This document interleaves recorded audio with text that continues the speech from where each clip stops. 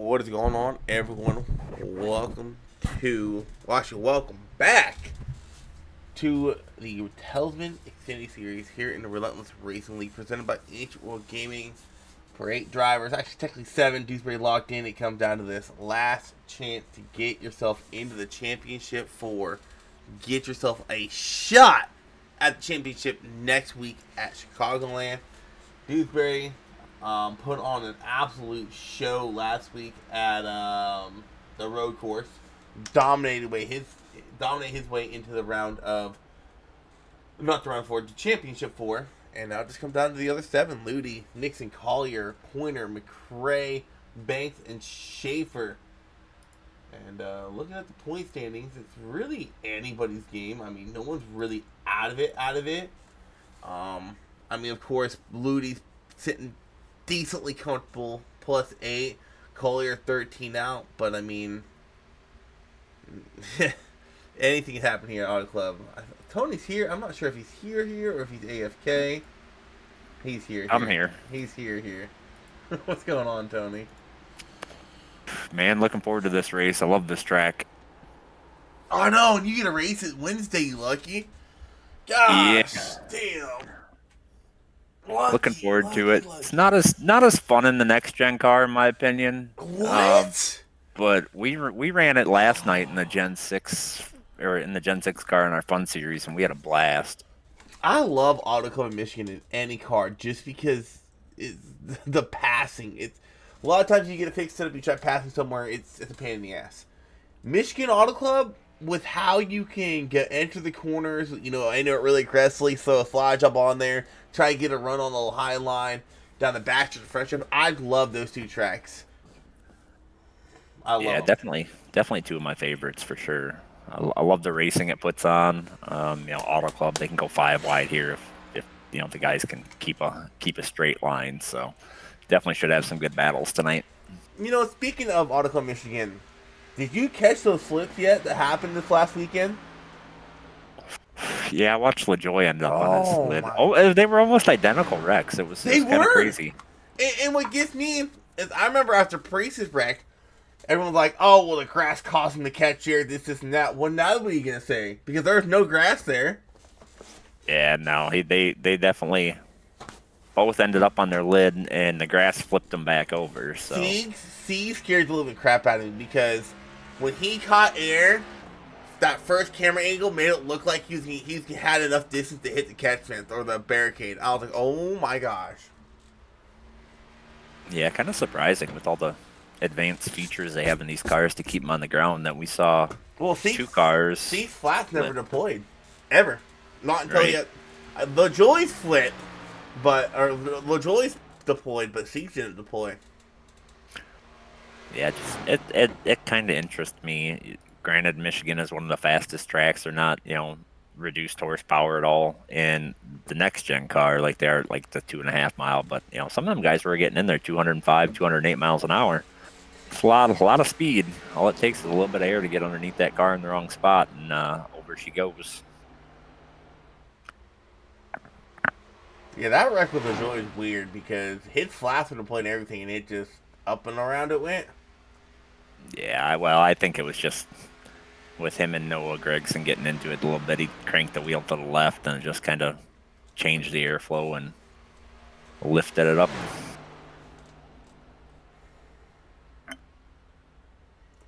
Qualifying it away. Dewsbury currently in that pole position. Banks able to take it away. As I say that, Moore taking it away. McRae coming across for his second lap.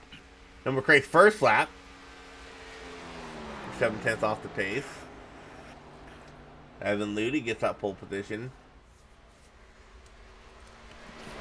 And if you're a playoff driver, you either want yourself to get that pole or you want someone that's not a playoff driver to get it. Or, in this case, Dewsbury, because he's already locked in, and that's not a point you got to worry about for playoff drivers.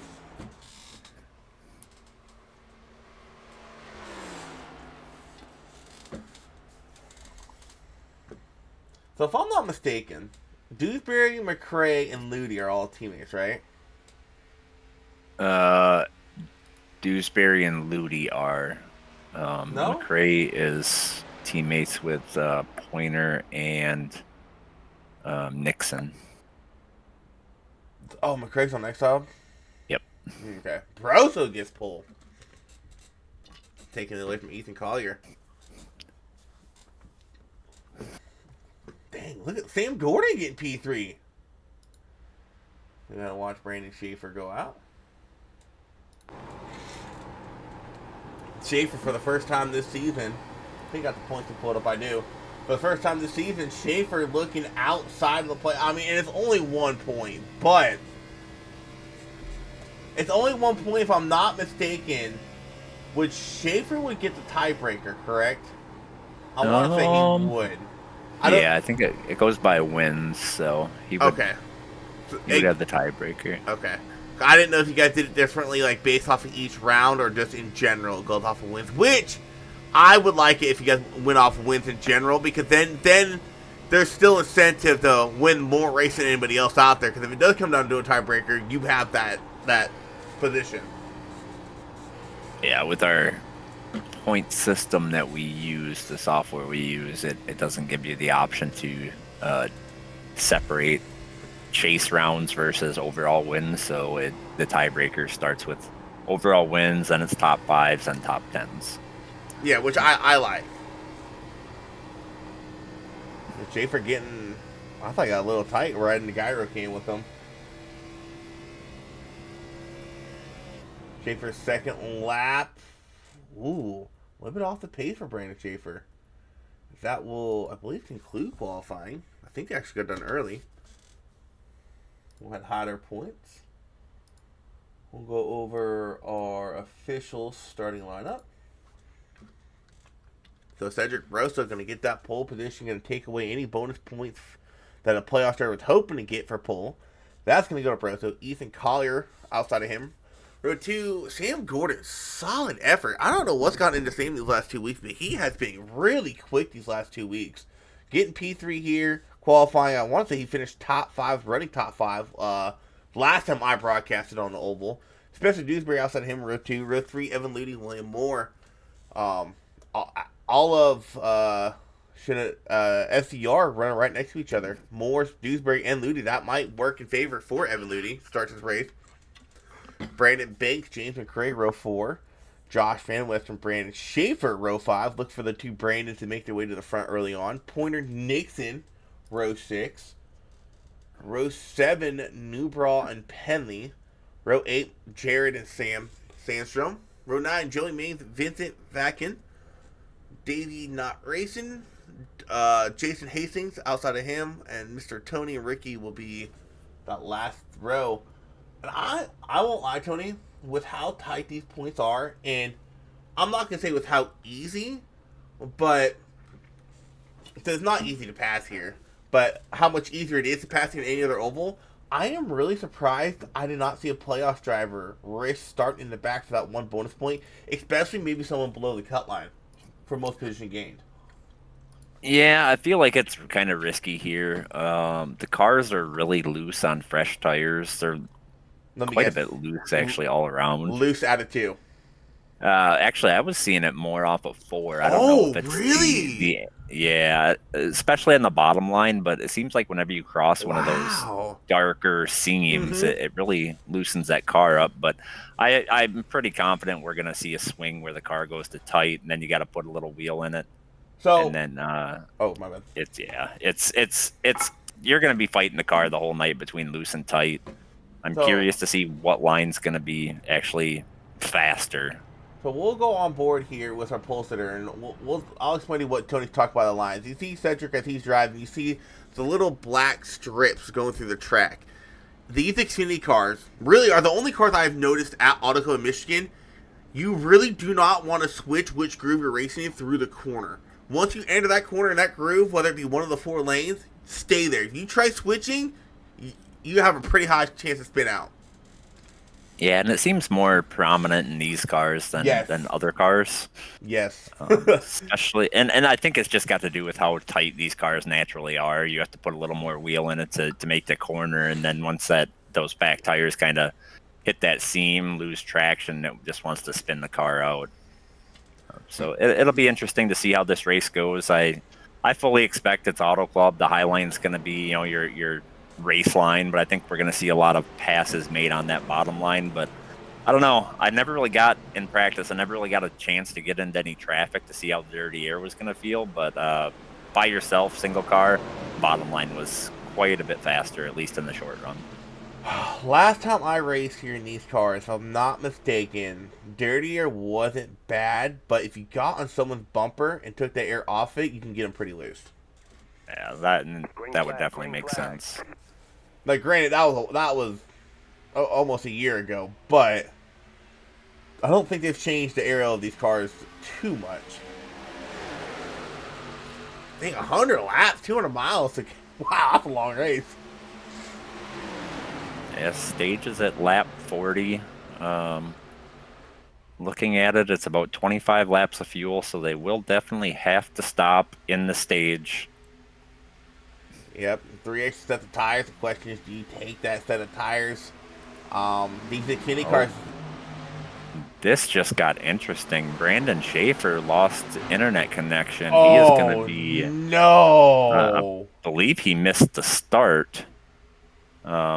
He is not even back into the session yet. Now he just popped up on pit road, so he's going to start this race at least one lap down, and he is outside the playoffs right now. Wow, that's huge. Brandon Schaefer, the most dominant driver all season long as far as it comes to winning races. Penley was the most consistent driver. What a shocker that would be going into Championship 4 if neither of them make it. It's saying he's 3 laps down. That is not correct. He's going to be scored 2 laps down. Currently, Ethan Collier leading the way. Oh, I know I said it before, but Ethan Collier, he had a horrendous season, had to win his way in. And what what a story that would be if he wins here or advances here and goes and wins the championship. I don't think that's ever been done. Winning your way in. Definitely would make for a good storyline. Oh, that sure would. I think.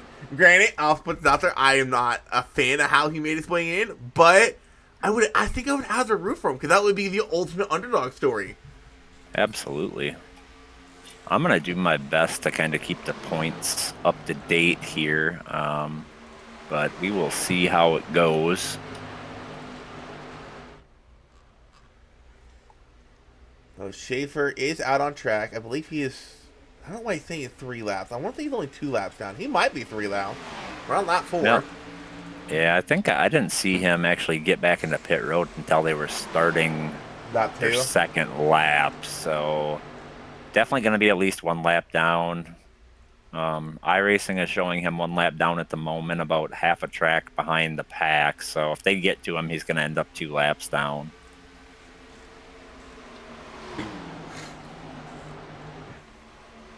Yeah, and the thing about Auto Club in Michigan is Cedric Gross will go to the lead.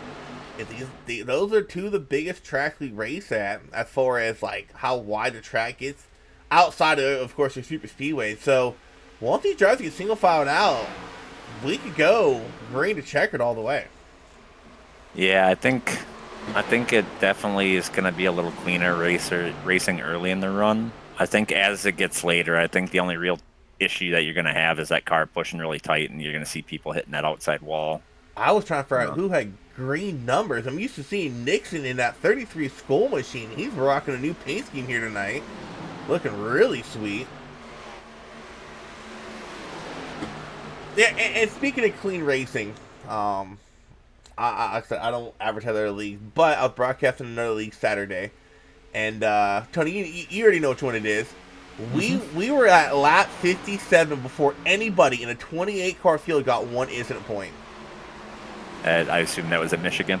Yes, that I don't think I've ever seen that in iRacing. That many drivers. Someone calculated it out. It was over 1,000 laps total turn with no incident points. I was like, that is insane. Yeah, that's pretty impressive. A little easier to do, obviously, on a bigger track than, say, a short track, but still pretty impressive. It's like Dewsbury duking it out with the 21 of Van Western. Van Western rocking a pretty sweet pace. I'm looking at another closer look at that. I know Van Western's another one of those guys who rocks a lot of veteran-style schemes. And you get on 21. TVR. I might have to bring him up there. Or TVP. I've never heard of that. The Till Valhalla project. Have you heard of that one yet, Tony? I have not. Huh.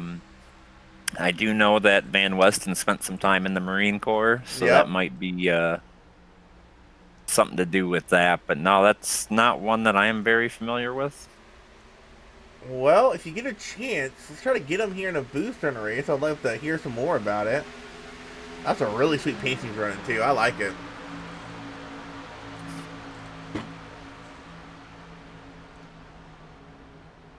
It's like that 45 car is keeping that 30 of Cedric honest, keeping him within about a car length.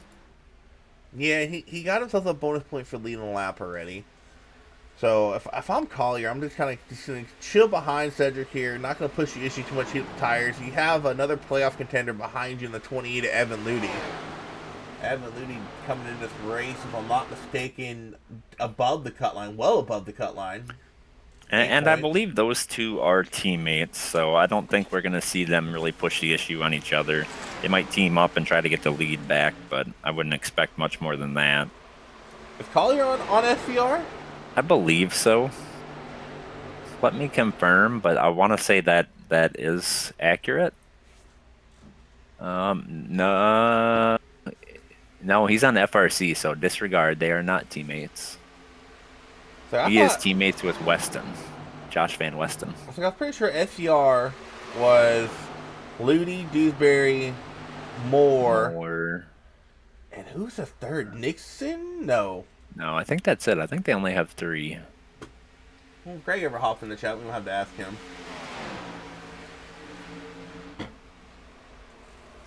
And he said 25 at fuel window, so it's going to be interesting to see who's willing to just cut the stage directly in half, come to pit lane here in 10 laps, and fill up the fuel, and who's just going to run it dry and hope for a yellow.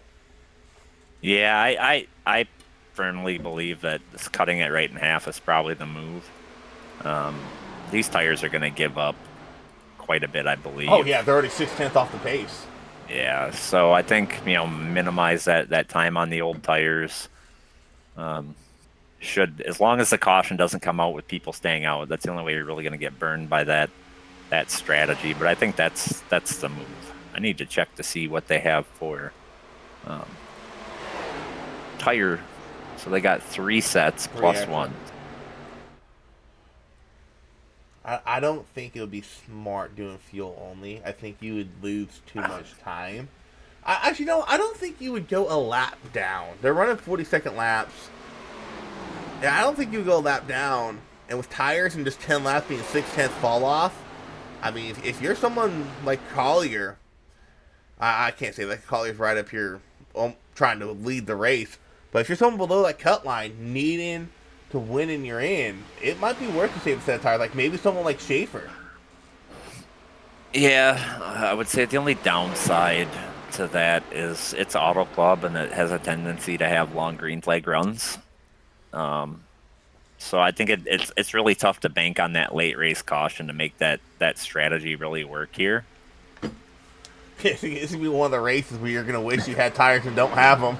It's very possible. It wouldn't be the first time I've called something and the exact opposite happened. But I can't tell you how many times I've done that. I've had tires and not needed them. The one time I take tires, I want them. I'm like, are you serious? Like, yeah, that's pretty standard. It just seems to be the luck of it. But I don't know. It's Auto Club, man. These guys typically go green anyways. So Auto Club, the only time you're really you might see a single car spin early on or something like that. But I just don't think we're gonna have a rash of cautions in this race. Yeah, Ethan Collier back to the lead. Evan Ludy moves into P2, getting around the 30th Cedric Pro. So Dewsbury sitting in 4th, but Dewsbury's already advanced his way into the championship 4.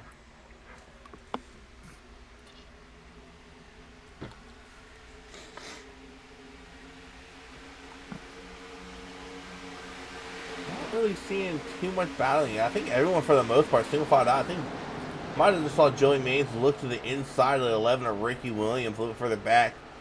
Just behind Joey, you have his teammate Jerry McCauley in the 45. Oh, not the 45, the 49 of Hastings. It's a nice little battle here for about the 10th position. 3 cars kind of right on top of each other. Sean Pointer. Somebody's got to tell him his roof number's backwards. Oh my gosh, it is. And that's new because usually he doesn't have his roof number backwards. Someone in Cup did that too. I think it was Connor. I've seen it quite a bit. His is completely backwards though. It's not like he placed the numbers upside down. He flipped the whole entire number around. Like 180 degrees off. Damn dirt. It was Connor. Yeah, it was Connor because Gibbs said in chat that's how Dirt does it. Speaking of dirt race, I still cannot believe Bloomer passed away. That threw me off. Yeah, I mean, I don't know what it is, but I've been hearing a lot of plane crashes recently. I had one a couple hours north of me, right in the middle of nowhere, Wisconsin, where a plane went down. Like I don't know what's going on with planes right now, but yeah, he had that one in Brazil about a month and a half, 2 months ago that went down too. Yeah, and I should be knocking on wood right now because I got to get on a plane next month. So.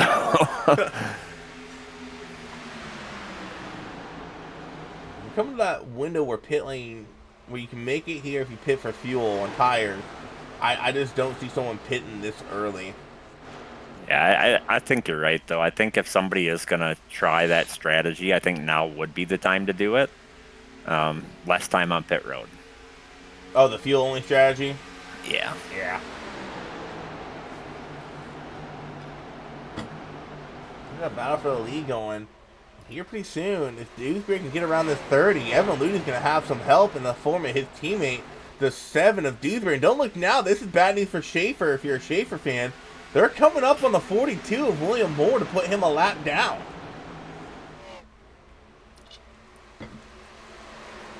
Not sure what's going on with Moore. I don't know if he's damaged or what, or if he's just slow right now, but William Moore well off the pace right now.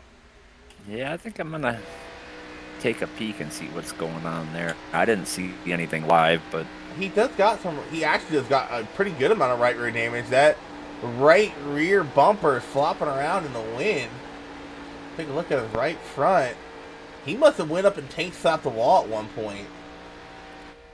Oh! What happened to Moore? Hold on a second. Can we go back and maybe see what happened to him? yeah, it's kind of odd on my screen because it looks like he got ran into the back of, but let's go back some laps. Maybe previous crash. Yeah, let's go previous crash.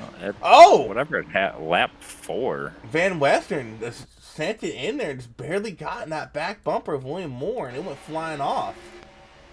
And during turn 1, this Van Western misjudged it a little, knocked the bumper off, it came back on, and ever since then, Morris has been off the pace with a lot of damage on that rear bumper. And I wonder what the front of Van Western's going to look like. That nose looks squeaky clean. That's just one of those contacts that does not go in your favor. Like, I can't believe the bumper damage would slow him down that much. I mean, he was in 5th at that time. A place like here where aerodynamics is everything, I'm not surprised. I wouldn't expect him to be a lap, 15 laps later, though. That just seems like quite a bit. Like, you'd almost have to have engine damage for that to happen or something. Well, let's pull up the speed. So, Dewsbury and them, they're going about 180, almost 190 down the backstretch. Let's go to Moore here in the 42. And Moore's struggling to get up to 170. Yeah, that's pretty significant. Yeah, I mean, aero is going to play a pretty big factor, but the back bumper, like, you wouldn't think it'd be that much. Maybe that's just an iRacing glitch, but we got a battle up here. James McRae has worked his way into the picture. He's just passing the 45 right now for P3 and working on Spencer for P2. Yeah, I think Spencer's about to be Dale Earnhardt Sr. 2001 Daytona, going to play a blocker for his teammate Evan Luty. Spencer's already in the championship for us, so he really has nothing to lose. As I say that, Spencer Dewsbury gets in the wall, entering turn 3. McRae shoots it down low. He's going to clear Spencer here on the corner exit. No, Dewsbury's a run. Yeah, that high lane is showing the speed you can carry off the corner. You give up a little bit just because it's a longer way around the track, but the momentum on the high line really makes a difference down the straightaway, it seems like. See the 6 car coming off of pit road. I think he might be on that strategy. I don't know if he took tires or not, but Not sure, and I'm actually kind of surprised some other people have not came down pit lane yet.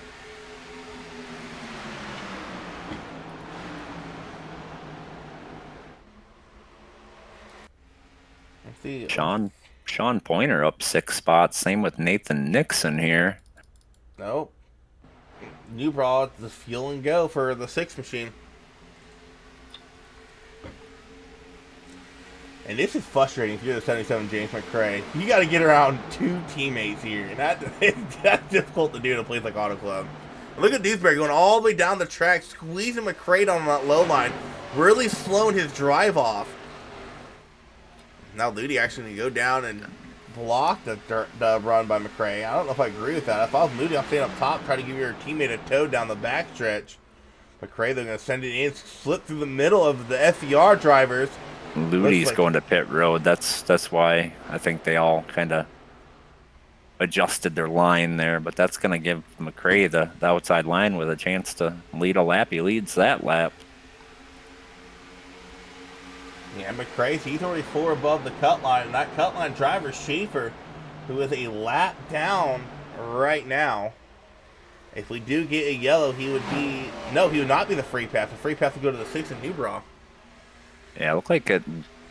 Last time I looked, there was 2 cars in front of him, but I'm sure they got around William Moore with his issues and lack of speed with that damage. So,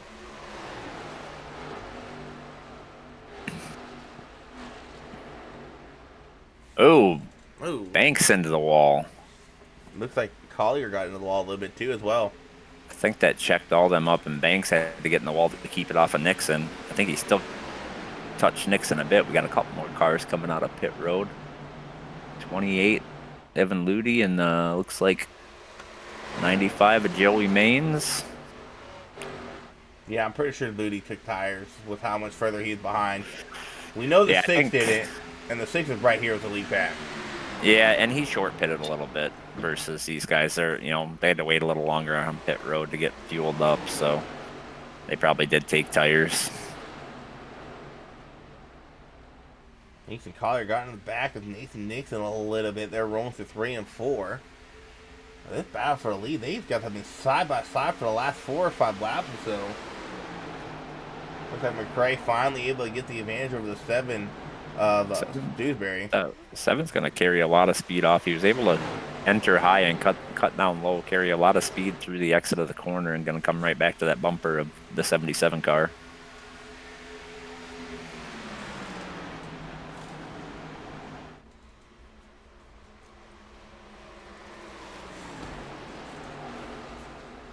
Looks like Dewsbury's coming to pit road. Nixon's gonna follow him. Ooh, I'd be curious to see if Nixon got slowed down in time. I want to think he did, because I don't think he's locked it up at all. It didn't look like he was panicking to slow it down. It's like one of the biggest hits you can see when they come down pit lane. If they're locking the tires up with a lot of speed, they're panicking. It looks like he had that car under control. It didn't look like there's any lockup on that on the front tires.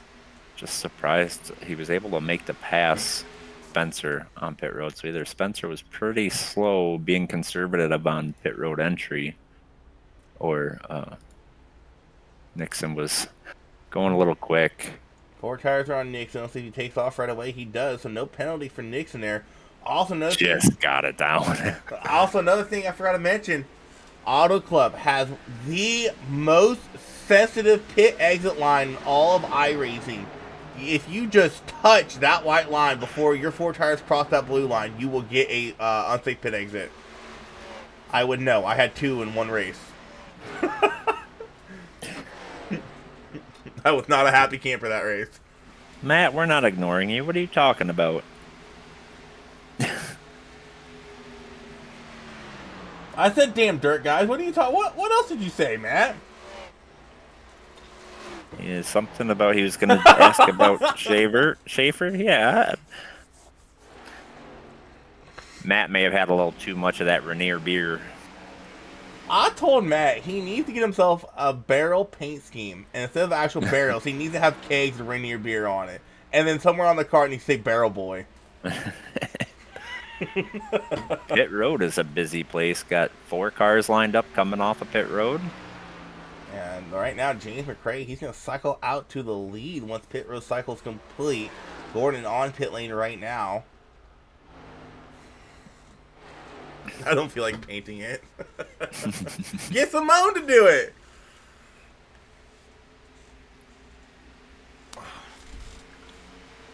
That pit cycle really spread the field out here too. Right now, Sam Gordon's. I guess because I can't imagine Sam Gordon is pitted yet, which is kind of surprising because they're 29 laps in. But... No, he just came off of pit lane. Oh, okay. iRacing hasn't updated. So right now, your lucky dog in 11 laps would be the 3 of Schaefer.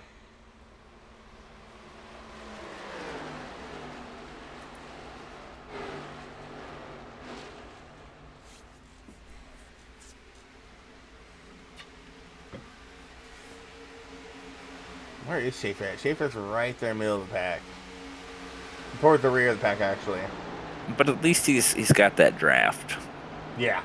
That's going to help him maintain that position. I don't really feel like he's battling anybody for it at the moment, but we'll see what happens here. I was just thinking about something. The ultimate troll move to do. Like, if you're not happy with Schaefer, purposely go a lap down and take that lucky dog away. Yeah, he's made some enemies this season, so I'm just saying it'd be something I was thinking about if I was in this race right now. Like, do I really want to make an enemy right now?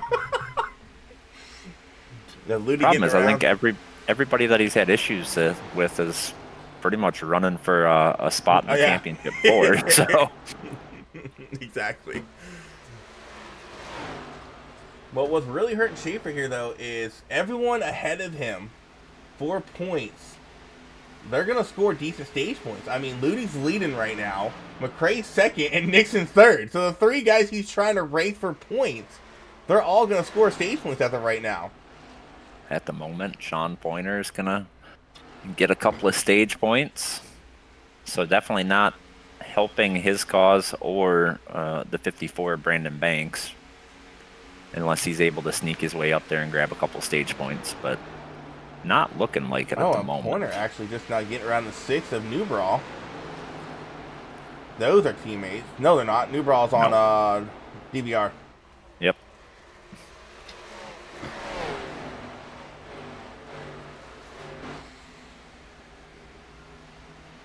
You gotta think DBR chat right now. They're saying, Newbraw, do what you can to keep Sean Pointer behind you. We need all the points we can get. But Sean Pointer, I believe, took tires. We know Newbraw didn't. And Sean Pointer able to get around him. Here comes the 7 of Dewsbury as well. I think Newbraw's just trying to stay in that draft and gain a little bit of speed. I wouldn't be surprised if Dewsbury gets around Newbraw here. Wouldn't be surprised if we see Newbraw kind of fade back a little bit and let his teammate, the 54, Brandon Banks, around him to get that 1 point for finishing in the 7th place. Yeah, definitely wouldn't be a bad team move there. A little bit further up front, not Ludy, Nixon has gotten around the 77 of McRae. Yeah, if you're Schaefer or Schaefer, and it's not what you want to see. The 3 guys above the cut line are the 3 guys running 1, 2, 3. And Ludy being out to a 2-second lead is kind of surprising here. Not saying anything bad about the driver, but the draft. You know, it's hard to get a large lead at this track because of that draft. You know, it kind of increases everybody's speed. And when you're 2 seconds out, you're not really getting that toe or that push. So McRae did not take tires. So it's not surprising to see McRae start falling back here. But Nixon did. So Ludy, when did Ludy pit? Ludy pitted 3 laps ahead of Nixon. And that might be the lead that we're seeing right now. That 3-lap shortcut Ludy did. And I don't think Nixon has enough time to catch Ludy. Yeah, I don't think so. I don't really see that gap decreasing at all. It looks like it's staying pretty constant as we see Sean Pointer move up to the 4th spot here, gaining him some more stage points. And I know we were talking about tire strategy, late race caution. So these drivers who did not take tires, if we do get a late race caution, it might pay advantage to them. Because right now they're going to have to stop twice in that final stage.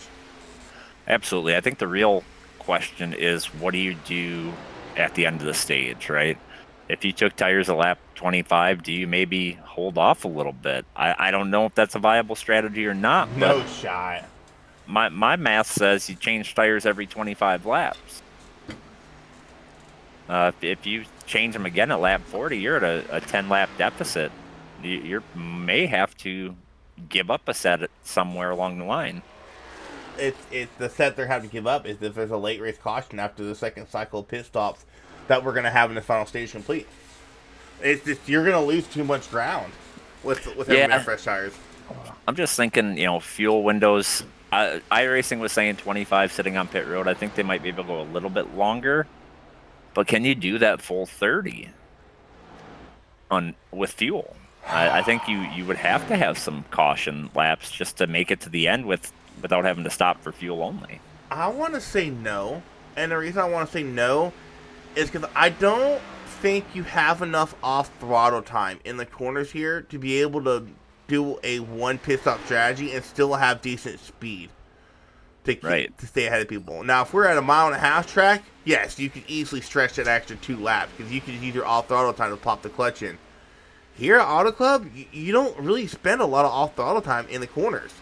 You get just a little bit on entry. Yep. You get off on entry, maybe tap the brakes a little bit, settle the car down, and then you're all your roll. Like we're on board here with McRae. We'll go on board here with McRae, and at the end of the corner, you hear him roll off the throttle. And by the time he's off the brakes, he's already starting to roll back into the throttle here. So at the end of turn 3, he's gonna be off the throttle, a little bit of brake. I don't know. Maybe we do have some off throttle time. Okay. Yeah, the car does tighten up, but I just don't know if it's enough to be able to stretch it on fuel.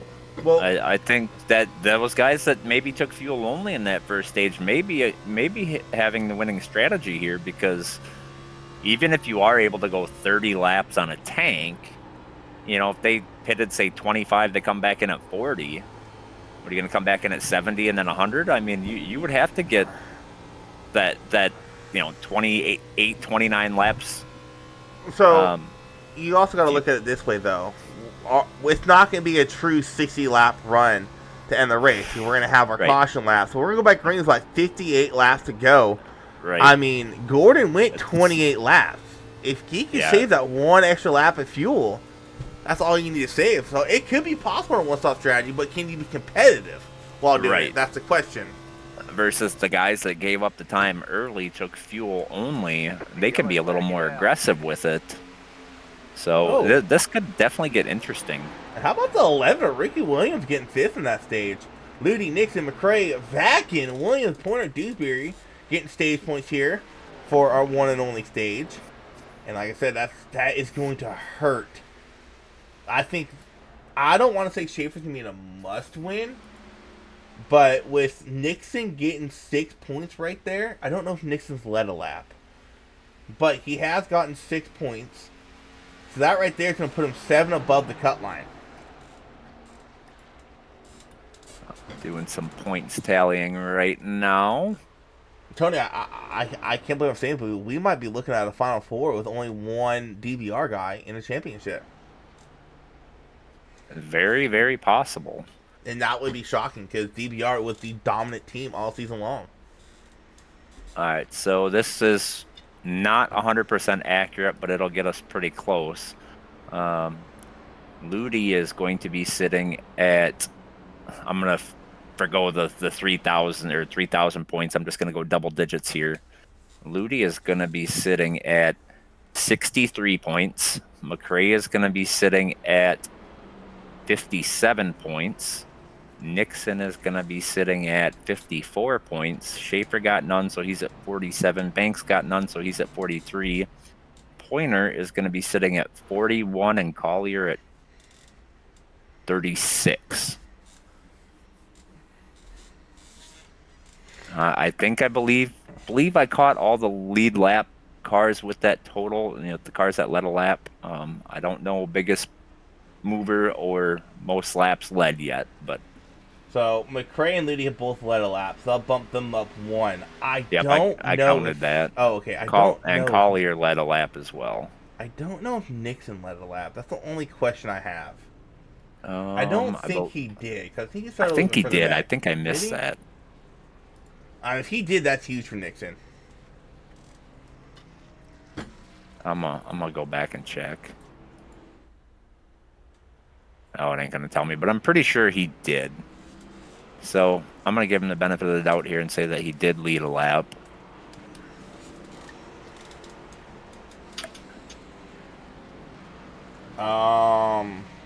I am royally confused right now. Why? What happened? Schaefer just pitted with the leaders.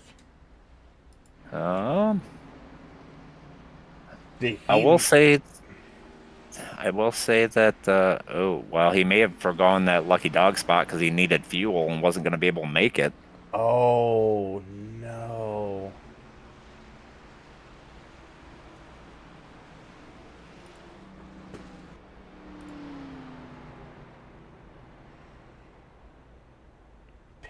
Penley wasn't a lap down, was he? I don't know. Oh, Penley was a lap down. Okay, well that makes sense then. When did that happen? Can you remember when I was talking? Oh, wait a second. When did Penley go a lap down? Might have been through that pit stop strategy. I don't remember seeing him a lap down. All right, so by my math, at this moment, Well, Nixon definitely led a lap now. yeah. He's in the lead now, yeah. So I gave him that point. By my math right now, it's Dewsbury who's already locked in, Ludi, McRae, and Nixon. Schaefer's 8 points back. Banks is 10 points back. And I'm going to say this for entertainment purposes. Just how fast Schaefer is, if he does miss it, it's going to make the Final Four a lot more entertaining. So Schaefer is fast everywhere. So Pointer and Banks need to crawl out of this hole pretty bad. Finishing positions obviously are going to play a big part here, but I think Banks definitely needs to attempt to lead a lap, get that bonus point. Pointer as well.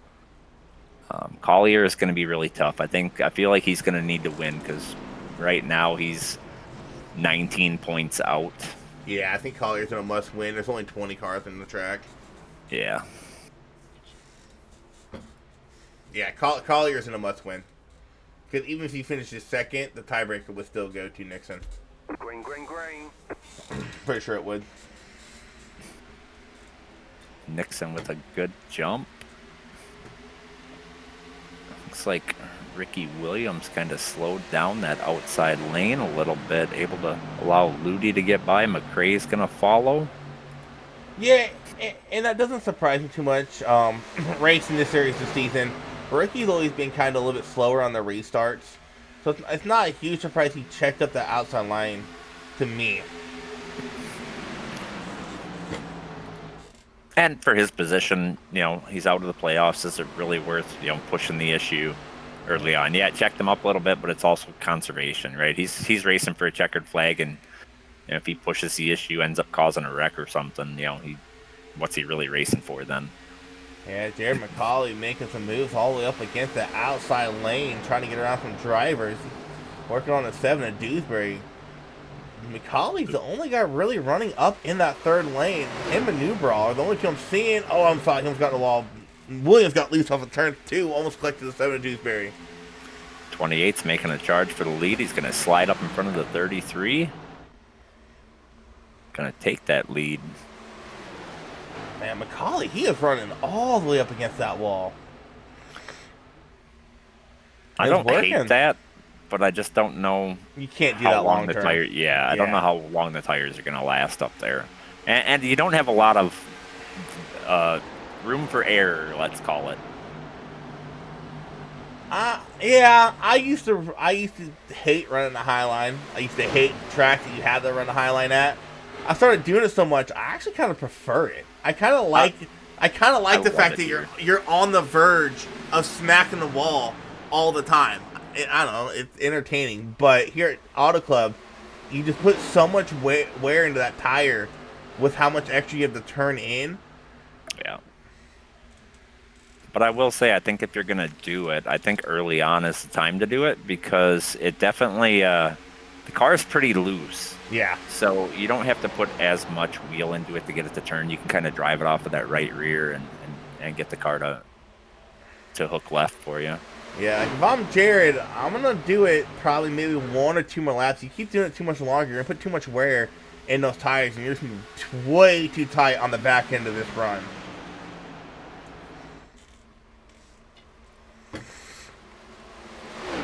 Yeah, I feel like as that front tire starts to push, that's probably about the time you need to change that line. But if it's still driving off the right rear, I don't feel like it's gonna hurt it too much. Yeah, he's getting to work as he takes back. He takes over the lead from the 28 of Evan Ludi. Colley's starting to run a little bit lower here. Last time by, he was running up all the way up in that fourth lane. This time he moves down a lane or so. Which tells me he's not real confident in his corner exit. You know, we saw him get really close to the wall. I think we even scraped it once, so he's coming a lane down to make sure he doesn't get the wall. He's still running the high line all the way up against the wall. And it's working for him. How long would that work though? Right.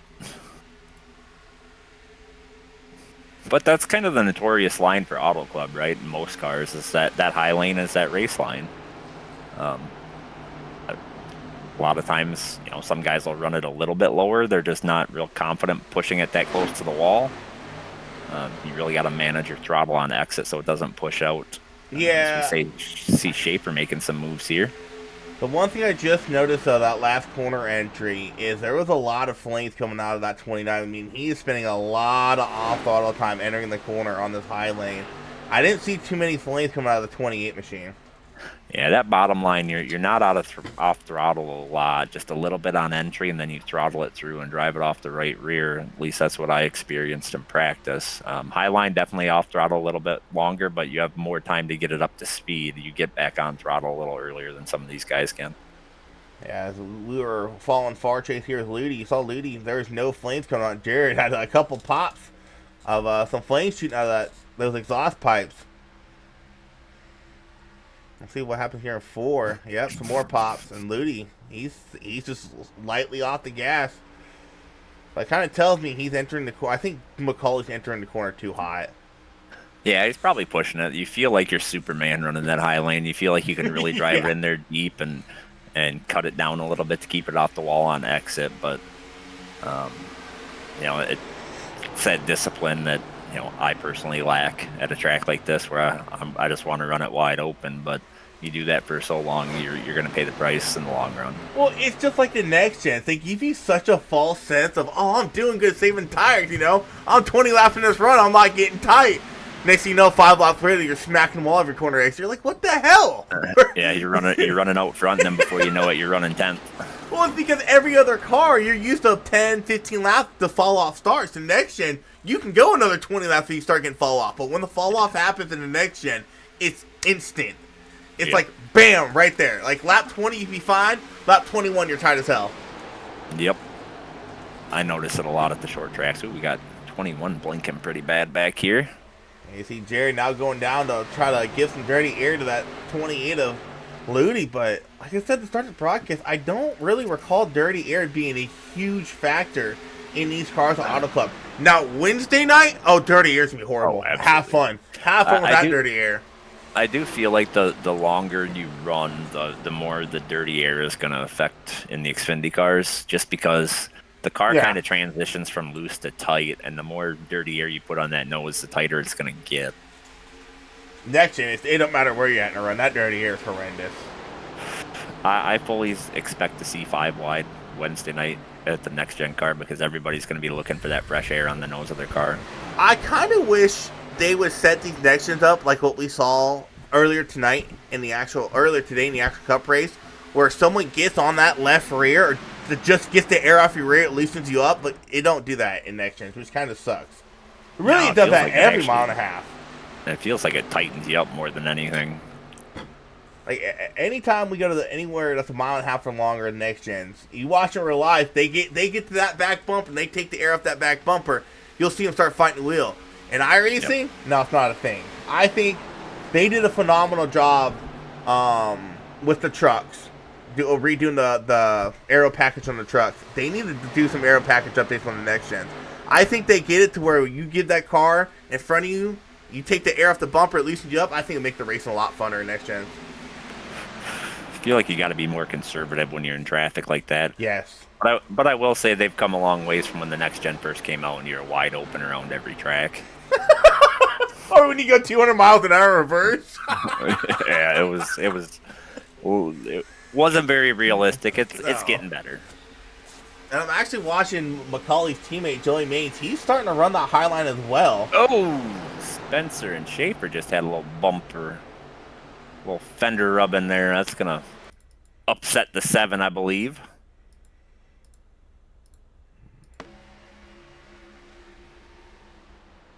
Yeah, that's. I kind of got to fault that on the 7 at Dewsbury. I feel like it was a racing deal. The 7 was trying to turn down to get into the corner, and the 3 didn't turn down as quickly as some of the other cars. I feel like it's just different lines. Yeah, if I'm. Yeah, and if you're the 7 and it's a lap car to your inside and they race like that, it's not going to make you too happy. But I think Schaefer, he is trying to get his lap back the old-fashioned way. Trying to get around the leaders, and I'm looking at the scoreboard. How about Jason Hastings currently running in 5th? Yeah, definitely running up front tonight. It's good to see. We've seen a lot of the guys that we don't always see running up towards the front. They've been up there tonight, so. Oh, what happened to Collier? Or is he just coming down pit lane for a scheduled stop? No, he's 2 laps down. I didn't see it. Let me go back and take a peek here. He's missing his whole front bumper.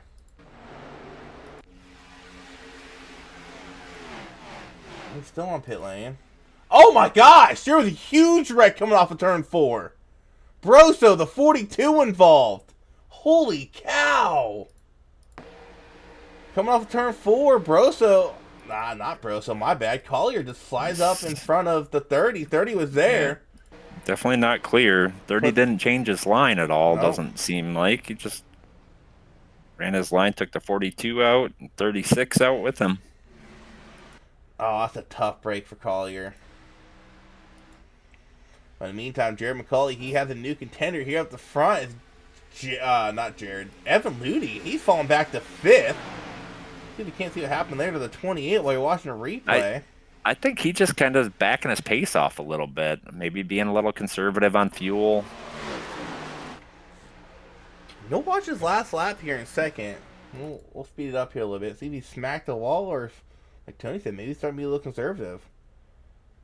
Yeah, I think he's starting to be a little conservative because he lost a lot of pace going on the backstretch. He didn't have a bad corner or anything. He's just losing pace. But in the meantime, with 77 of McRae's trying to get around his 29 of Jared McCauley. 95 hit the wall off of turn 4. Joey, I don't got money for that stuff. Stop it.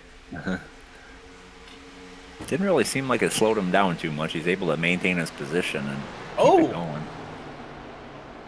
Penley and Schaefer getting into it entering turn 1. I think Schaefer maybe backed up the corner a little bit more than the 8 anticipated. Didn't look like anything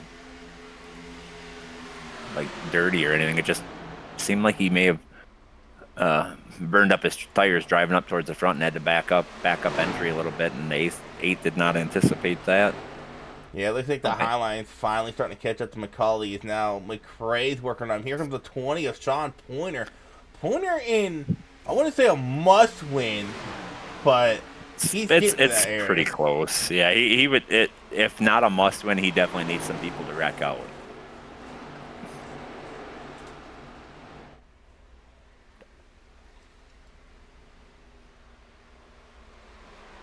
Wonder if Banks is saving. I've known Banks to be one of the better drivers to save fuel. Let's right on board here. See if he's clutching in at all.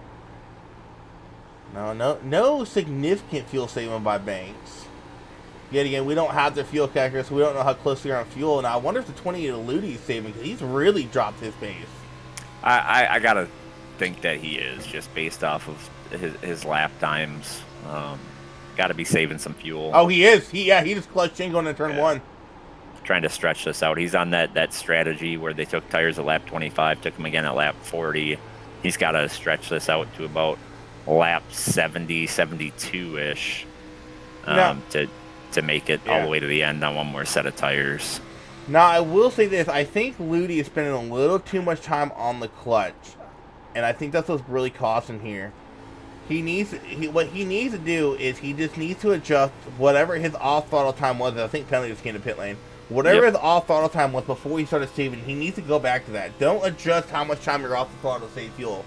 No, just back up your corner entry, let it roll through a little bit, wait a little longer to get back on throttle. He's just clutching it in too much. And, I mean, it could work for him. Yeah, I guess it depends on how much he actually needs to save, and we really don't know what that number is. iRacing fuel calculator is never quite accurate when you haven't turned any laps. It kind of adjusts as you go. And so I'll say this too. I don't know if I fully agree with Ludi trying to save fuel when Ludi is well above the cut line right now. I think he's putting his playoffs at risk saving fuel here. I think he's trying to take the conservative approach. He doesn't want to put himself in a bad spot towards the end of the race, so he's giving up the time now. My thing is, I think he's losing if an untimely caution flies, or if people can make it on fuel and he can't. He's losing more positions than what he would have had he just ran the race at a normal pace. Yeah, definitely could go either way. I feel like.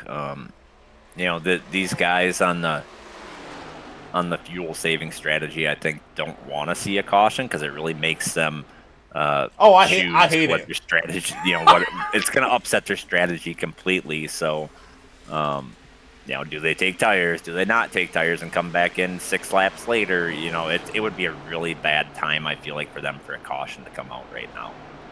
I mean, I know you've seen how I can save fuel. When I'm saving fuel and a caution comes out and I don't need one, I think that makes me more mad than anything else. Because I just spent all that time saving fuel and now it just went down the drain. It's so frustrating. Yes. McCauley kind of got picked there by the 30 of Proso. Open the door for Sean Pointer to come through for P2. Yeah, if Pointer can advance, and this is if Banks and Schaefer do not advance, I think Pointer would be the favorite going into next week. Yeah, I don't know, man. I feel like Ludi and Spencer have been really picking up their game lately. I feel like they're going to be tough to beat. I just don't think Spencer's shown enough pace on ovals. A lot of Spencer's pace, let me rephrase that. I don't think he had that much pace on mile and a half ovals. McCauley hard into the wall entering turn 3 there. It's a lot of his speed comes at short tracks and of course road courses. He's gonna have to put a lot of practice in. I don't know if he'd have the pace on an oval. I've seen him have the pace. I just see him get into issues. It seems like a mile and a half, whether it be bumping against people or getting into the wall. I think he's got the overall speed. I think he just may be pushing it a little too hard too early to at those mile and a halves or just bad luck. But whoever makes it to our championship for it's going to be a fight. These guys are all very fast. It's going to come down to who's better at that one track. That's how I feel it's going to play out. Here's the kicker, right? Chicagoland, if you ask me, it's just a mile and a half version of Auto Club in Michigan with how you can drive the track. It's just a shorter Auto Club. Yeah, I that's the way I used to look at it until I drove it in the next gen and realized I was nowhere near as quick as I normally am at a track like that in the next gen. So I don't spend a lot of time in the Xfinity car, so I don't know how that's going to translate. But you would think so, but man, I'll tell you, it could be a lot different than we kind of anticipate.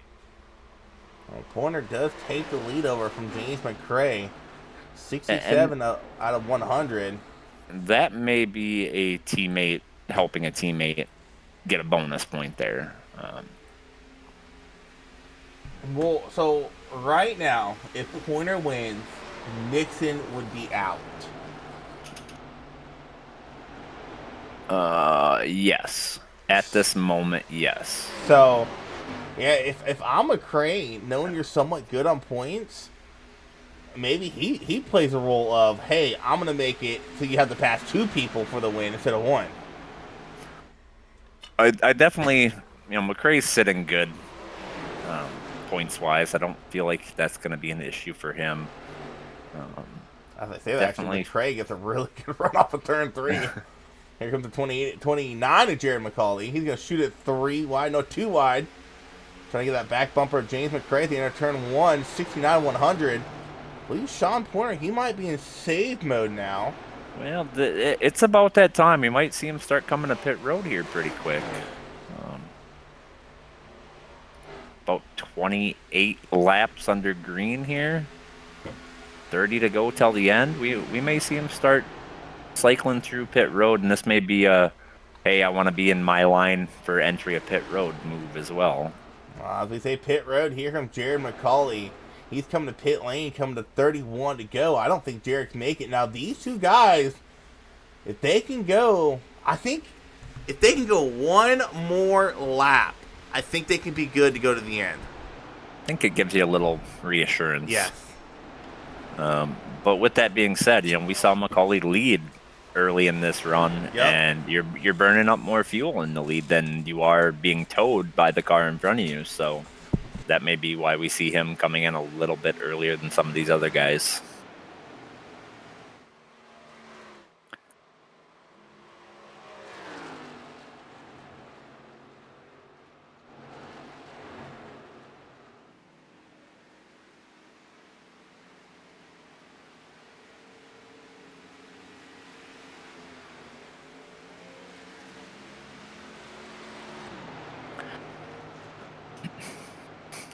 Artifact dealing with baby mama drama. Oof. Yeah. Oof. Alright, so McRae and Pointer, they do go that 1 extra lap. Yeah. And it's supposed to talk about Ludi saving earlier, because now these 2 guys, they can make it. They can more than likely make it on fuel from here. I feel like if they can get to, well, McRae's coming in this time. Yeah, I was going to say, if they can get to lap 72, I think that's really, it gives them, you're kind of right on that line, right? That's 30 laps, give or take a lap from when they went green, with only 29 to go. So I feel like it's a little, coming in now is a little, gives you a little more confidence than coming in the lap before. Yeah, because they're going to be coming out of pit lane with 29 laps of the race to go. Yeah. And you also don't want to be the last ones to come get tires either, because you can see it in the lap times. They're definitely giving up a lot of time. The sooner you come in, the more you can kind of gap the field a little bit. And here's the other thing: if Ludi can go 1 more lap here, he could really not have to worry about fuel at all. Actually, it looks like Ludi might be coming in this time. No, Ludi can stay out 1 more lap, so Ludi can go in full drive mode, full send mode here on the final stint, and make it on fuel. And with that being said, if a caution were to come out right now, that's would really benefit Ludi. A lot of these guys are going to be a lap down, that are coming out of pit road right now. So actually, no. Pointer, McRae, they're still on the lead lap. That's how far back Ludi was. I'm waiting for my iRacing to update at the line here. So last car on the lead lap right now to 49 at Hastings. Everybody who has came down pit lane, they are still on the lead lap up to Hastings. Now here comes Ludi down pit lane. It looks like. Oh, and Dewsbury. Yeah, Dewsbury's got to cycle through. Well, that's going to hand the lead back. That's going to hand the lead over to Penley, but Penley came down pit lane a while ago. There is no way he is making it on fuel from here. He's been out there 11 laps already. I think he was one of those ones that we saw take fuel only in the first stage, so he's got that extra set of tires. Yeah, I think he's playing the two pit strategy here in the final stage. I don't think it's going to work out at Auto Club. I think it's too big of a track for you to make up that time.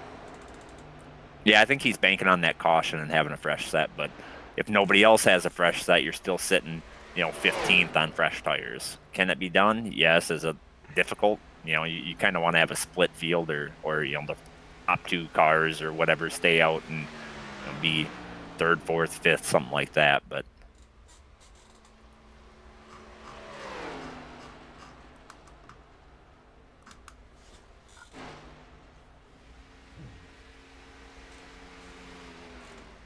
so Yeah, looking at track position right now, it looks like Sean Pointer gave up quite a bit of time on pit road compared to James McRae, about 2 to 3 seconds. he had a really conservative entrance.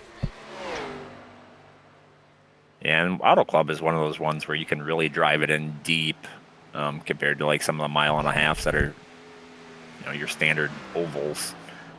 You can really drive it in deep before you really got to slowing the car down. I was trying to push it during practice, and I kept holding myself back a little bit, and I felt like I was being pretty aggressive with it. So we'll see how it all shakes out.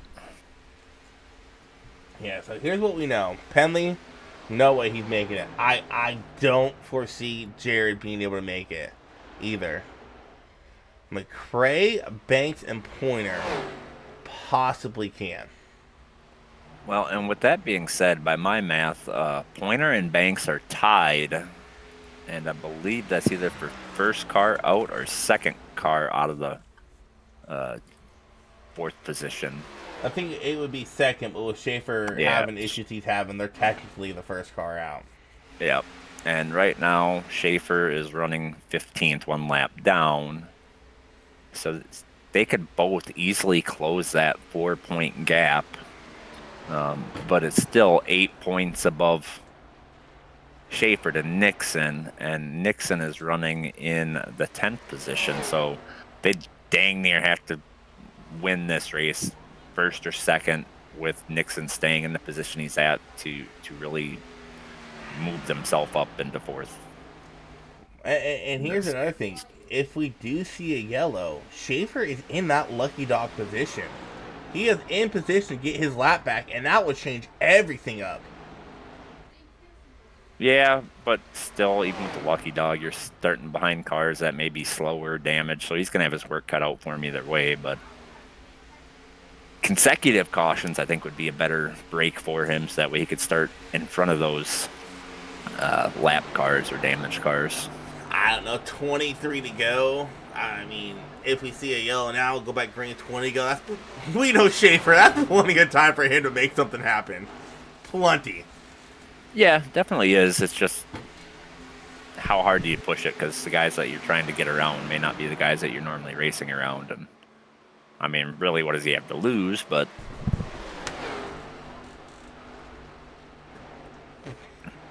it's very possible that we don't see any DBR guys in the championship for it, which That would be a first. I mean, you see that, but don't look now. McRae Banks nose to tail, and this will be the battle for the initial lead at the end of the race, as Banks actually able to get around McRae here. Now, I don't know how much fuel save mode McRae is in. Banks actually pitted a lap after McRae.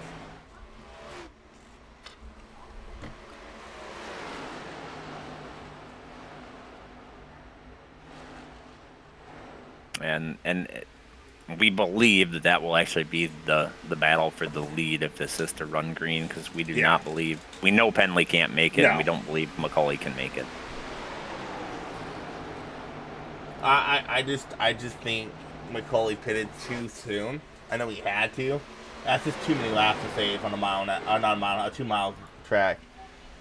Yeah, McCauley pitted 3 laps before Banks did, 2 laps before McRae and Pointer did. Yeah, it's gonna be tough to stretch it out. But I guess what's the gap? 3 seconds? Yeah, I don't think you can keeping up here comes Penley this pace. time. 20 to go. I don't think Penley has enough time to even try to catch the leaders. Penley has been our relentless version of Shut and Creed this season. Speaking of Sheldon, he finished second again. I think he broke the record set by Hemrick.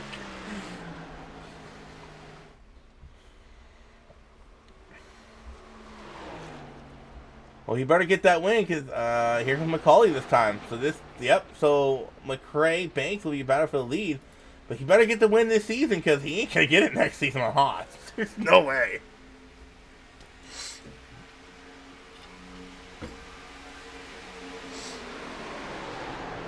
Oh, I wonder, did Penley take 2? He's already coming out of pit lane. I think that would be a bold strategy. I feel like if you're already giving up the time on track, you're still banking on the caution and having fresher tires than everybody else. It hasn't popped up yet. There's no shot he would just take fuel. Nah, I don't think so. I think you'd have to take 4 there.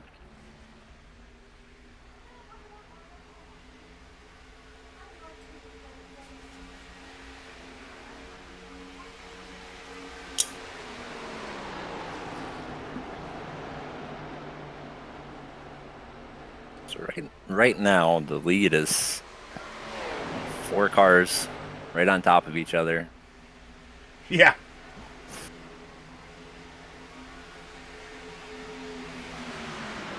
And kind of the surprising car that I guess we don't normally see running as fast and this far up the field is Josh Van Westen. He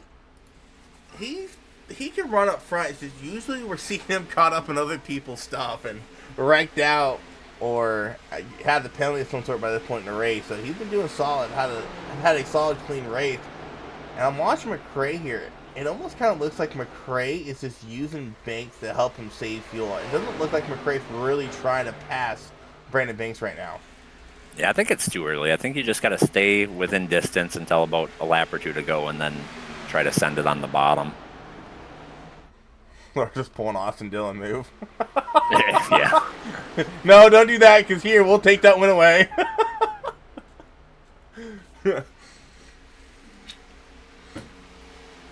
Pointer all over that back bumper McRae. I think those two guys are trying to work together here to save fuel. Banks is good. He pitted a lap after these two did.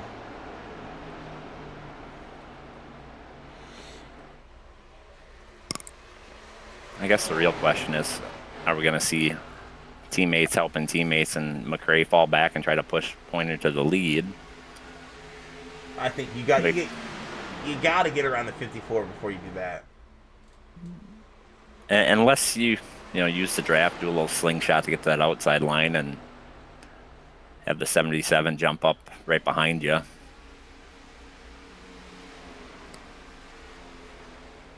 I think the driver really shocking me here tonight is Jason Hastings running in 5th. That's kind of really surprising me. Yeah, we've seen a few races where he's ran up front. Not as often as I'm sure he would like, but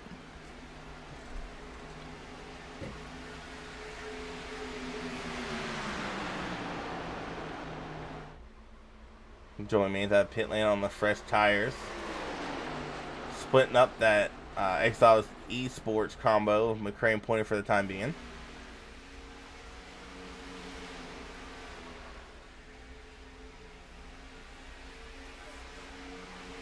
one of the things that I'm noticing between the 20 and the 77 is seems like the 77 is running a kind of a offset line through the straightaways, which is kind of hurting the draft between these two.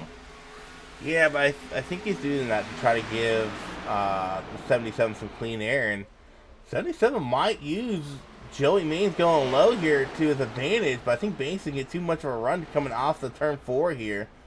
I think had McRae been a little bit closer, that move might have worked.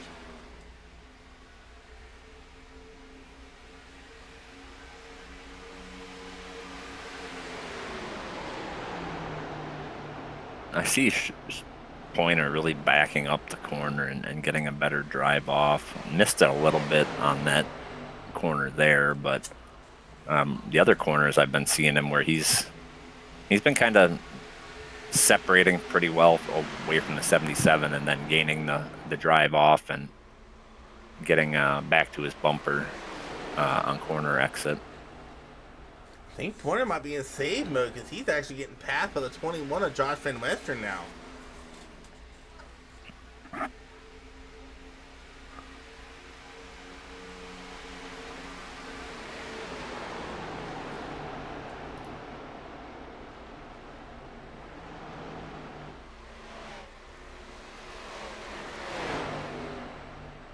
I think Sean might be playing with some runs here and seeing where he can gain some.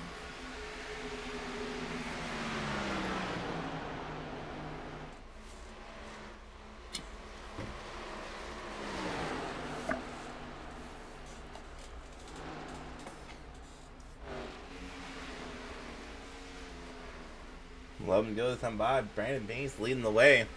And Banks is in the same vote. Pointers in almost must win right now. Kind of controlling his own path to the championship 4.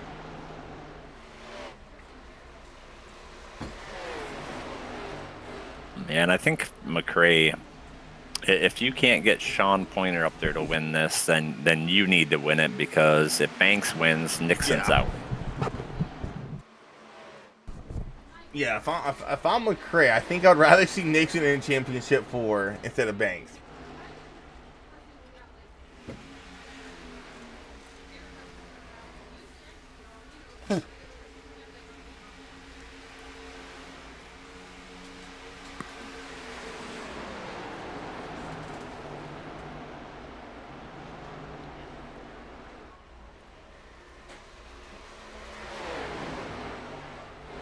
And I think right now Banks is just trying to find ways to drive away from these guys, because he was running a high line a couple of laps ago and he's moved it back down to a low line. See here, he's going to run middle, then diamond it down to the low line. I think Banks is just trying to experiment. I think it might be working. I think he might be just playing a defensive line. He sees that's the lane the 77's been running the whole time. He's going to run that lane, put the dirty air on the 77 and see if he can get away.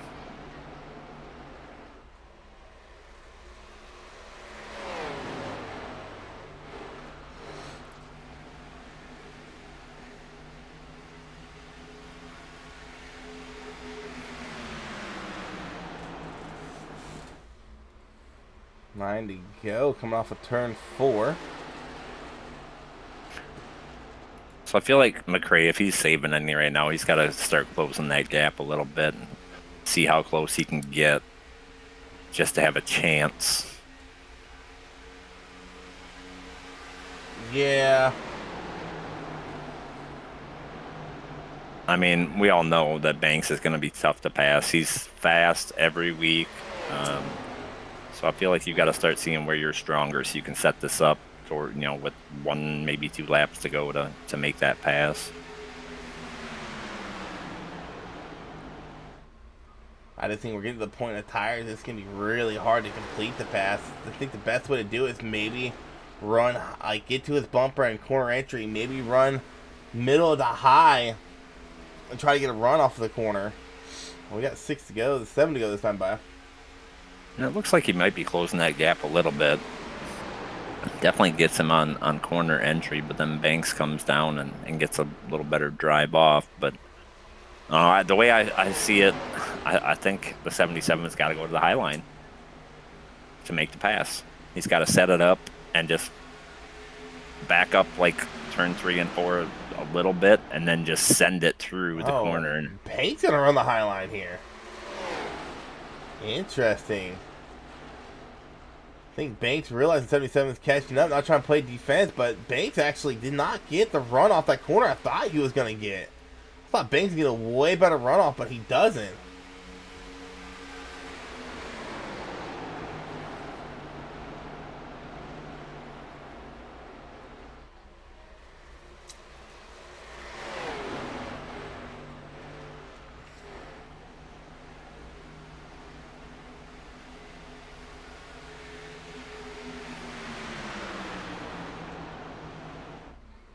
27 diving it low again. 3 and 4. Gonna have 5 to go this time by. Yeah, I think that like the 77 gained some there, but I think the highline is actually working against Brandon Banks here. McRae's gonna try here. He's gonna not run that highline. Gonna try to get a run off the corner exit.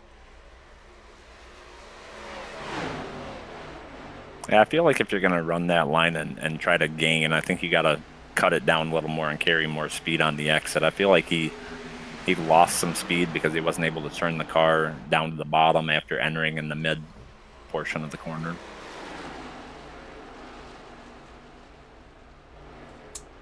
Yeah, I think McRae's actually starting to lose a little bit here to Banks. 4 to go this time by.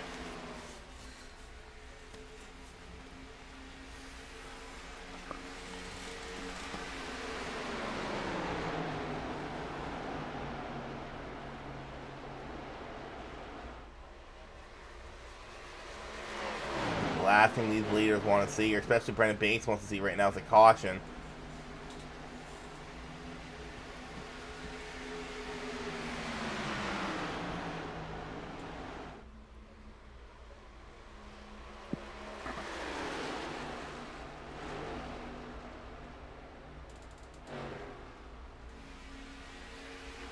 Three to go.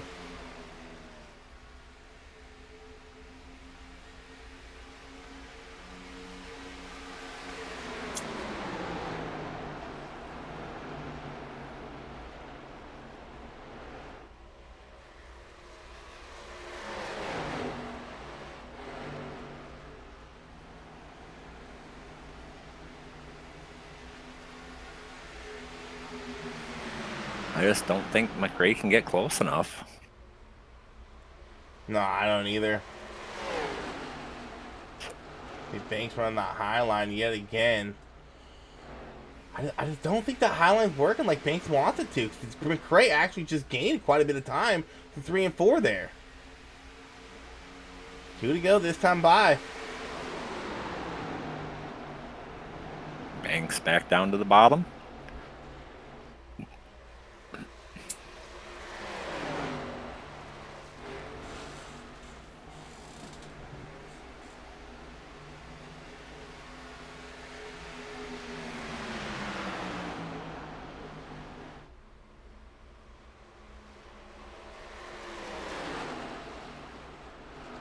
Yeah, Seems like McRae really good exit there. It seemed like McRae had to check up quite a bit on exit of turn 4. Couldn't get the car to turn. 1 to go here at Auto Club. Banks looking to win his way into the final 4. McRae will advance as of right now. If you're Nathan Nixon, you're hoping that 77 catches him. But 3/10 gap off of turn 2. I don't think McRae's close enough. That's a big gap to close in one corner. Huge.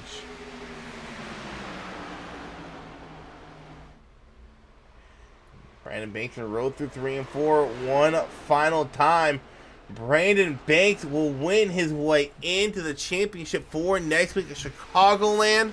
McRae will come across second. Sean Pointer, I believe, might have ran out of fuel. He was pretty slow coming off of turn 3 or turn 4. He'll come across third and come up just 2 spots short, making his run to the championship continue.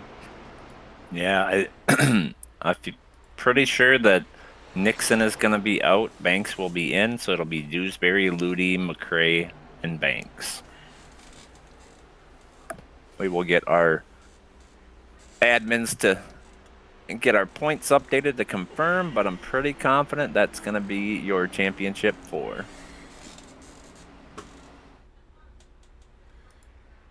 Yeah, with Ludi getting all the stage points compared to Nixon and came up 7 up, yeah, that'd be final 4 for sure.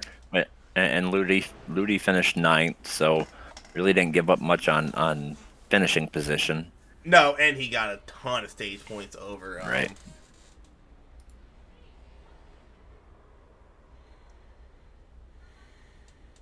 Well, this race started off looking like we won't see a DBR guy in the championship 4, but Banks wins his way in. Guarantees we'll see at least one DBR driver in that championship 4. as I think hands down Banks would be the favorite going into it. Um,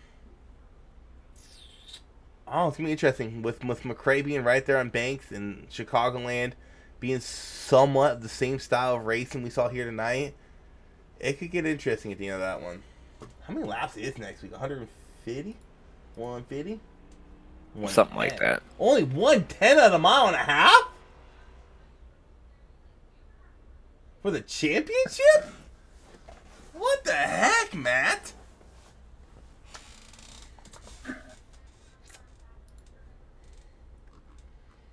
I guess he didn't have enough budget to put on more laps.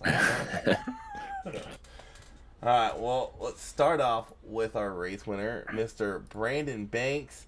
Man, you were pretty much in, I wouldn't say a must win, but a damn near must win starting that final stage. You got the job done, dude. Talk us through those final laps as it looked like you kind of started pulling away a little bit there from McRae. It was like, I don't know, like two or three to go. Yeah, I mean, I think just him having to drive in so hard behind. Hold on a second. Let me turn this broadcast off. Sorry, hearing myself. Um, he was having to drive in so hard behind me to try to make that pass. I was just trying to just cut his air off and just try to save as much gas. I didn't have enough gas to do a burnout, so it was a lot of fun. Like I said, the strategy was finally worked out in our favor. Usually these strategy type races don't really work out, and but we knew we had to come in here and try to at least win this race because of last week slamming the wall and the Roval. So good win. Did you get took out by the assassin last week too? Yeah, I did. Yeah. So, Well, so man, for the longest time in this race, really 3/4 of the race, it looked like DBR shockingly was going to have no drivers advance to Championship 4. But you come out here, you get the win done in the closing laps. Unfortunately, Schaefer, not sure what happened, if his internet shut off or yeah. whatever happened there. But tough break for one of the more dominant guys. But you're going to go in there and represent DBR in that Championship 4 race next week at Chicagoland, man. So good luck there. Congrats on making the Championship 4. And hopefully you guys put on a pretty good show. Yeah, I think it'd be good. We're pretty decent at Chicago, so hopefully we can get in here and get a little more practice. I get in here like with just a couple minutes to go, and the first part of this race I felt like garbage. I just was not fast. I couldn't figure out which lane I wanted to be in, so we just took the first part of the race, as it came to us, and I felt like at the end of the run we were much better than the guys up front. So I knew that was kind of the way to go with the way I was running each end of the track. But yeah, we were kind of lost there at the beginning, but yeah, it worked out. Yeah, that sucks for Schaefer. He had some packet loss right there before the race, so I hate to see that.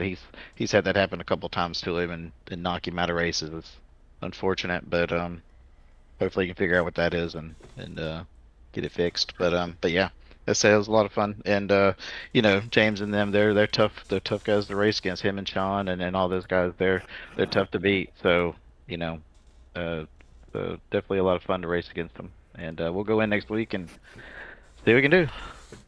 All right, man. All right. Well, good luck next week. Hopefully you four put on a hell of a show at Chicagoland. Let's get your shout outs in, and see you guys next week at Chicagoland. Yeah, thanks to Talesman for doing everything and all you guys for broadcasting and all the admins and stuff that put this on. This is a lot of fun. Davey for race controlling every week and doing that. It's definitely a blast, and all the people that kind of come out and watch. Yeah, all the DBR guys for sure. I think a couple of us had some decent runs. Jason and Newbra had a good car for a little while there. I'm not sure what happened. I had to go back and look at it, but Yeah, Jason top yeah. 5, solid run for Hastings here tonight.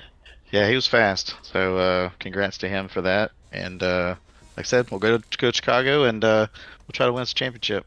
All right, man. Good luck. Thanks, guys. All right, next let's pull down our second place finisher, James McRae. Unfortunately, coming up one spot short and getting that win. I gotta ask you, was the fact of knowing if Banks won this race, he'd be in the championship, or was that going through your head at all, kind of wishing you can get around him to make it Nixon in instead of Banks? Yeah, I guess if that was the way the points would have. Yep, Nixon would have been out. Yeah, Yeah, well, is what it is though. tried my best, just didn't have the fuel. Didn't save as much in the first run as I should have. I gave up too early on it, thinking it was impossible, but it was possible. Yeah, it looks like you're trying to help point it out there for a bit. It's just so hard to pass on older tires, so you couldn't get around him. There was a couple times Banks ran that high line in 3 and 4. I thought you were gonna be able to get a run, and you just couldn't get it done. But plus side to everything is you did advance championship 4 off of points. Solid stage 1. I think you won stage 1 if I'm not mistaken. I can't remember. No, you got second stage 1, so you got a lot of stage points. Finished second here tonight, so you're gonna go Chicagoland at one of the championship 4 drivers, man. So congrats on that. Yeah, that feels good. Yeah, it always feels good to be in the 4. Just gotta try and bring it home. I know Banks gonna be tough, and even though Schaefer, I'm guessing, didn't make it, yeah, he's still gonna be a tough teammate. All right, man. We'll get you shit. What's up? Go ahead.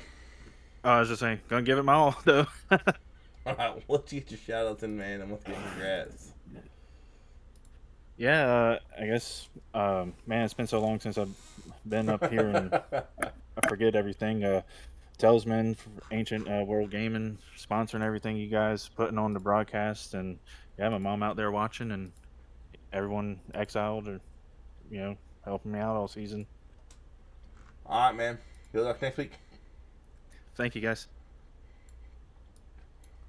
All right, next let's bring down our third place finisher, Sean Pointer. Unfortunately, finishing 1 spot too low in the point standings. It's not advanced to championship 4, but still solid race here for you tonight, man. What extra did you need to have a shot to win the race here tonight? Hell, I don't know. I think your backwards number used up a lot of fuel. Yeah, probably. No, I don't know. I'm not good at these long fuel mileage races and tracks and all that stuff. I'm still not used to it like some of the guys in this league, in this series. So I gave it my all. That's all I can say. I can't hang my head on it. Just wish a couple races went differently in the playoffs, but it is what it is. Well, your teammate McRae does advance.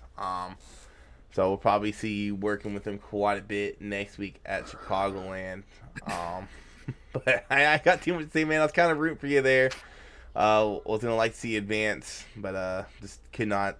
Did you run out coming across start finish line? I ran out of 4. I clutched it all the way to the flag. Okay, that's why I thought you were really slow across start finish line third. I was like, I think Sean ran out. I tried. Well, I had enough fuel to make it until, and this is like, it's racing. Vin Weston was just racing out there too, but he started racing the leaders, and I kind of had to start using more throttle than I was. But I mean, like it is what it is. It's racing. I'm just glad to see him up there too after his tough season. So it's good to see new faces finishing in the top 5. All right, man. Well, congrats on the P3. Good luck next week at Chicagoland, helping your Exiled Esports buddy, teammate along for that championship. And let's get your shout-outs in and let's get on out of here. I'd like to thank Ancient World Gaming, Talesman, Simrat Market, Elite Performance Industries, Next Level Racing, Exiled Esports, Swordog, HCM Racing. I think that's about it, honestly. And then you guys, of course, for putting on the league and the broadcast. All right, man. Well, congrats, and good luck next week. Thank you. Well, that was a very clean race. I don't think we had a single... We had a wreck, but I don't think we had a single caution of cause that race. Nope, just a stage caution. So, clean race this week. Hopefully we see the same next week. I know me personally, I hate when I'm broadcasting and a Championship 4 driver gets taken out. You almost feel bad for them. So hopefully we can keep it clean. Hopefully those 4 drivers put on a hell of a show for us next week. Still got some more racing going on this week. Trucks continue their playoffs at, I think, Chicagoland. No, they're at Auto Club. Oh, okay, so they're Auto Club like we are.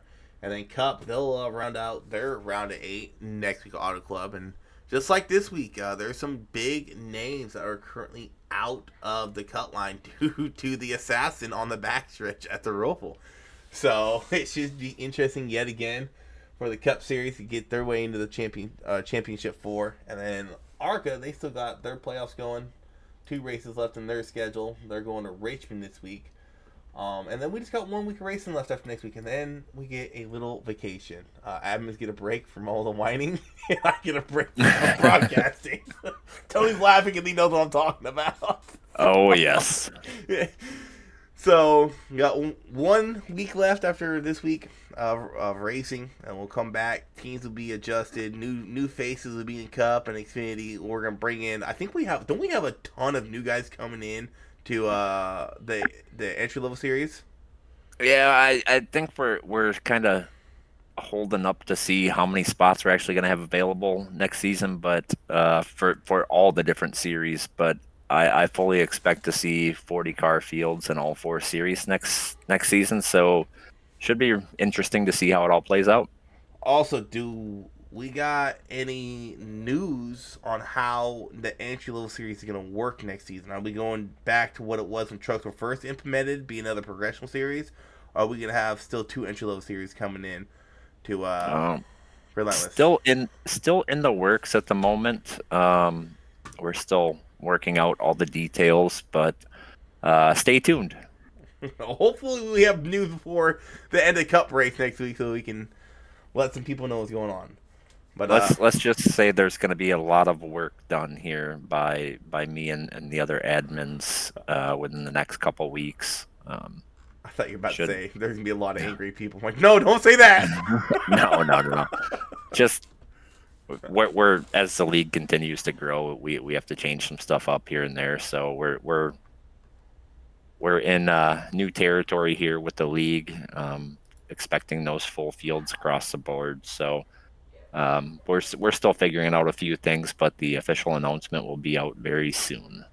Well, before I let you go, we do have a little bit of news. We're gonna have basically our fun series. I look at it as turning into another series we get with the Gen 6 coming in. So if you guys are out there that are in the league, want to come out and have some fun, race with the people who are in higher series, lower series, whatever you want to do, starting in 2 weeks, no, 3 weeks technically, because we got 2 races left. Starting 3 Sundays from now, we're going to go completely Gen 6, and they got the schedule up for that, so go ahead and check that out. You can have some fun with the league on Sunday nights. Because I think you guys are doing, they're doing an ARCA-style format, so top 8 points, winners get in the playoffs. Are you guys doing, like, trophies or anything like that for the winner of the championship in the fun series? At this moment, more than likely not. Just bragging as this rights. as this is just a fun series, but I personally love the Gen 6 car. It's always been a fun car to drive. So fun. The schedule we built is going to be a lot of fun. And it's going to start during our off season. So as people are waiting around for the new seasons to start, they can hop in that Gen 6 fun series and try this car out if they haven't driven it before. I know a lot of the guys in here love the Gen 6 car, so I expect we'll have a pretty decent sized field. Come on out, turn some laps with us, and see how it goes. I already hate it. You don't have Texas on the schedule. I already hate it. Yeah, there was a lot of tracks that I wanted to put in, but ended up I didn't want to overlap too much into the playoffs for next season, so I kind of shortened the schedule a little bit to free up some people's time. But yeah, it should be a blast. Come on out, check it out. We're wrapping up our Super Speedway series, Speedway/Super Speedway series. We got 2 races left, and then as soon as that ends, we will roll right into our full-length Gen 6 fun series. Without Texas on the schedule, so that's so frustrating. Why'd you leave Texas off? Whatever. There's only so much room. Where'd it go? It was blurry. I'm putting a new one up right now. Well, at least you got Kentucky. I guess that's the same. All right, well, you guys stay safe. We'll catch you guys tomorrow night. Race 3 of 4 for the NASCAR Truck Series playoffs. It's getting a little spicy. Joe Roberts is in the lead. You got Burt Jett and I believe Michael Ball just 10 points out. So with 3 to go, and one of those races is a short track, I believe. No, we go Auto Club Chicagoland. So basically, we're going to have a super speedway-ish track tomorrow night because these trucks are damn near full throttle at Auto Club. And then you go to Chicagoland. So anything happen, those playoffs are getting interesting. 10-point difference between first and third. And I think fourth isn't too far behind. I posted it in the truck chat. Fourth is 16. So yeah. It's all still, drivers are still in it. Oh, yeah. Oh, yeah. Anything can happen. Someone can get involved in a wreck. As a matter of fact, Joe was involved in a wreck and he came back and won the damn race. I finished second, so. But, you guys stay safe. We'll catch you guys next time.